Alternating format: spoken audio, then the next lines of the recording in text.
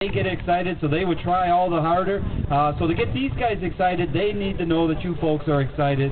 So on the count of 3, I want you to give me your loudest, your rowdiest yo-ho you have. Throw small children up in the air if you got them. Are you ready? On the count of 3, your loudest, rowdiest yo-ho. Here we go. 1, 2, 3. Yeah!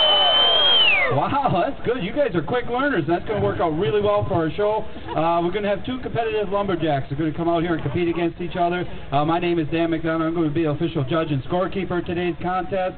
And before we get things started, I'll give you a little history of lumberjack sports. Back in the late 1800s, the lumber barons from out east looked to the Great Lakes states of Michigan, Wisconsin, Minnesota for the virgin pine stands. They wanted to log these trees so they could get cut up in the lumber because our country was having a great explosion of growth, and they needed these trees to be cut up in the lumber to help our country grow.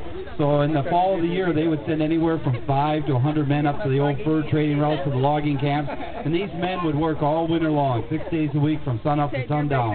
And then come the spring when the ice would melt, they would roll all the logs into the rivers and drive them down to the sawmills to be cut up in the lumber. Well, you can imagine once they got down there, you had all these different logging camps there, each one claiming to have the best chopper, sawyer, log roller. So sooner or later, you'd have to have a contest to find out who the best is. And that's what we're going to do for you folks here today. But to make it interesting, we want you to feel like you're back in the late 1800s and you're working for a logging camp and you're putting up your best lumberjack, see if he can win it or not. So we're going to divide you folks right down the center here. Don't want to divide any families. Decide where you want to be on that line. But everyone over here on my left-hand side, you folks are going to be cheering for camp number 9, right? Number 9. Right. Or yo-ho works. We taught you that one, okay? You got to get excited over there. And that means everyone over here on my right-hand side, you folks are going to be cheering for camp number 13, right? Yeah! You know, camp number 9, you know that your lumberjack, he is rough, he is tough, and he's not going to take any guff from anybody, right? Yeah! We're getting better. We got a whistler. All right. You folks over here on Camp 13, you think those lumberjacks over on Camp number 9 are nothing but wimps. And your guy's going to come... Oh, you must know each other. You folks think your man's going to come out here and he's going to kick some you-know-what, right? Yeah! All right, so we get some lumberjacks out here and we'll get this thing started.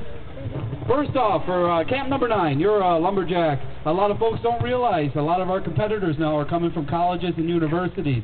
If they offer a forestry degree, there's a good chance the school is going to have a club team, a competitive lumberjack team that will compete against other colleges and universities in events that are called conclaves. That's what they call their competitions. Last year,